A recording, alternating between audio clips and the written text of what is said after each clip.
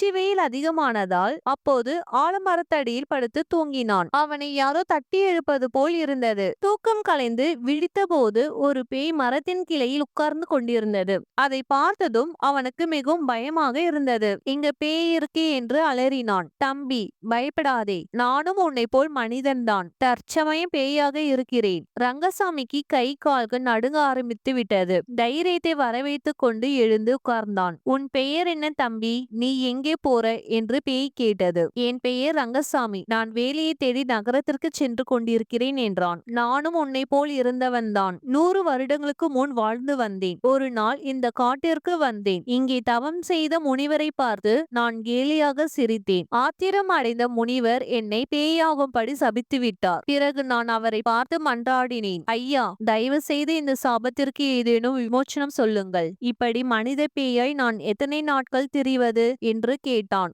சரி, நீ கெஞ்சி கேட்டுக் கொள்வதால் உனக்கு விமோச்சனம் தருகிறேன். உன் கதையை எந்த ஒரு மனிதன் பொறுமையோடு கேட்கிறானோ அன்று நீ மீண்டும் மனிதனாவாய். பிறகு விண்ணுலகிற்கு எடுத்துக் கொள்ளப்பட்டு இம்மனித பிறவிலிருந்து விடுதலை அடைவாய் என்றார். பல காலம் நான் மற்றவர்களிடம் என் கதையை சொல்ல முயன்றேன். அவர்கள் என்னை பார்த்ததும் ஓடிவிடுகின்றார்கள் என்று கூறிய பேய் சற்று நேரத்தில் மறைந்து போய் அழகான வாலிபனாக தோன்றினான். சிறிது நேரத்தில் அவன் மேலெழுந்து வானத்தை நோக்கி சென்றான். என்னை எப்போது நினைத்து கொண்டாலும் உனக்கு நல்லதே நடக்கும். நீ எடுத்த காரியத்திலும் வெற்றி அடைவாய் என்று கூறி மேகத்தின் நடுவில் மறைந்து போனது பேய். நம்ம சேனலை சப்ஸ்கிரைப் பண்ணுங்க.